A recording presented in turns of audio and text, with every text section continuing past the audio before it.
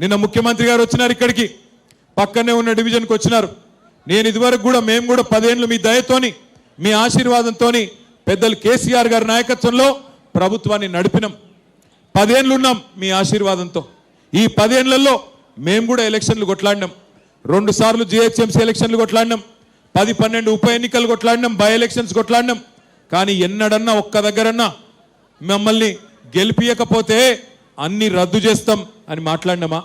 ఎన్నడన్నా ఎన్నికల్లో ఈ రకమైన మాటలు మనం చూసినామా ఒక ముఖ్యమంత్రి గారి నోటి నుండి? దయచేసి మీరు ఆలోచించండి. ముఖ్యమంత్రి రేవంత్ రెడ్డి ఇవాళ తెలంగాణ ప్రజలకు, జూబ్లీహిల్స్ ప్రజలకు బెదిరిస్తున్నాడు, ధమ్కీలు ఇస్తున్నాడు.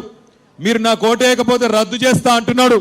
నేను ఒక్కటే చెప్తా ఉన్నా, రేవంత్ రెడ్డి రద్దు చేస్తా అని ఎగిరెగిరి పడితే జూబ్లీహిల్స్ ప్రజలు పెట్టే వాతలకు నీ ప్రభుత్వమే ఆగమయ్యే రోజు దగ్గరలోనే ఉన్నది.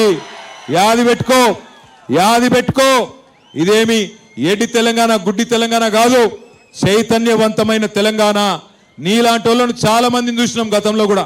ఎగిరెగిరి పడ్డోళ్ళు, ఇదే మట్టిలో కలిసిపోయిన వాళ్ళు చాలా మంది ఉన్నారు.